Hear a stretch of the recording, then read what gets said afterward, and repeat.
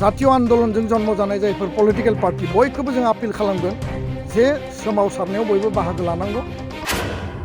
सोमावसारनाया बेखायनो जागोन जे एकर्ड इमप्लिमेन्टेसननि थाखाय दाबि दैखांनानै जोङो दुलाराय बर' फरायसा आफादा सोमावसारनो बाध्य जागोन होननानै जोङो क्लियार काट बुंदों।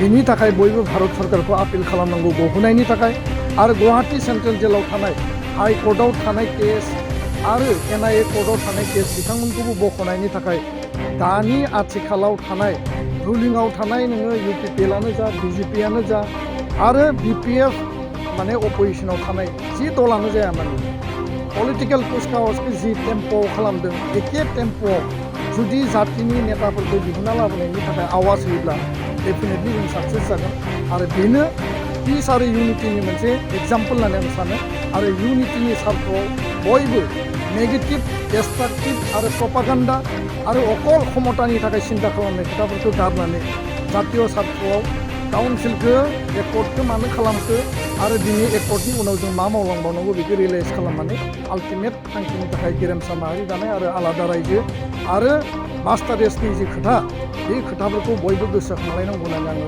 खावलायनो गोजोनदों।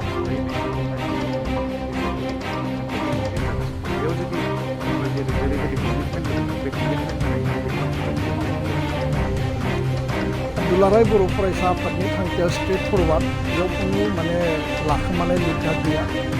मोनसे एकर्ड जाबाय एकर्डआ गोबां चेलेन्जेसनि गेजेरजों सोमावसारनायनि उनाव एकर्डआ माने एकर्डखौ मावफुंनाय जाबाय आरो एकर्ड खालामखांनायनि उनाव एकर्ड इमप्लिमेन्टेसननि थाखाय बे पार्टआबो इकुवेल चेलेन्जेस आरो बेयाव गुसु गुदुं इसिङारि बायजोआरि गोबां थासारि दङ। बे थासारिखौ जोङो थांनाय 3-4 बोसोराव मोनदांजोब्बाय।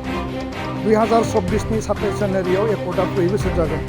जों बुंदों जे सरकारा टाइम बाउन्ड इमप्लिमेन्टेसन खालायाबा एबसुनि माने फार्स्ट एन्ड फरमस्ट प्रायरिटि डिउटिया जागोन जे भारत सरकार आसाम सरकारनिसिम दाबि होनानै नारसिननानै बर' हारिनि गासै दैदेनगिरि गासै आफादफोरखौ आरो गासै बर' माहारिनिफ्राय दाजानाय जायफोर जातीय आन्दलनजों जन्म जानाय जायफोर पलिटिकल पार्टी बयखौबो जों आपिल खालामगोन जे सोमावसारनायाव बयबो बाहागो लानांगौ।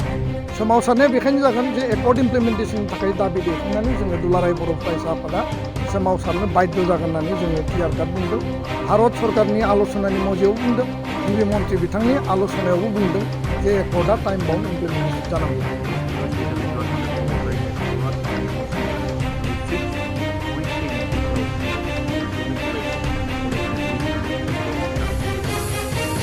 सिक्स पइन्ट 3 इमप्लिमेन्टेसननि बेलायाव गिबि मन्थ्रि बिथाङा 10टा कलेजनि माने प्रायरिटि जि माने एनाउन्समेन्ट होदोंमोन बे बेलायाव काउन्सिल आरो स्टेट गभर्नमेन्ट जइन्ट भेन्चाराव खामानि मावबाय थादों होननानै जोंनो फोरमायदों। बिथांमोना जोंनो फोरमायनाय बायदिबा अफिसियेलि 99% खामानिया क्लियार जाबाय 10टा कलेज प्रभिन्सियेलाइजेसननि थाखाय। टेकनिकेल मोननैसो उसुबिदानि थाखाय बेयो थाद'नानै दङ। जिकुनु मुहूर्तआवनो बिनि एनाउन्समेन्ट बा डिक्लेरेसना जागोन।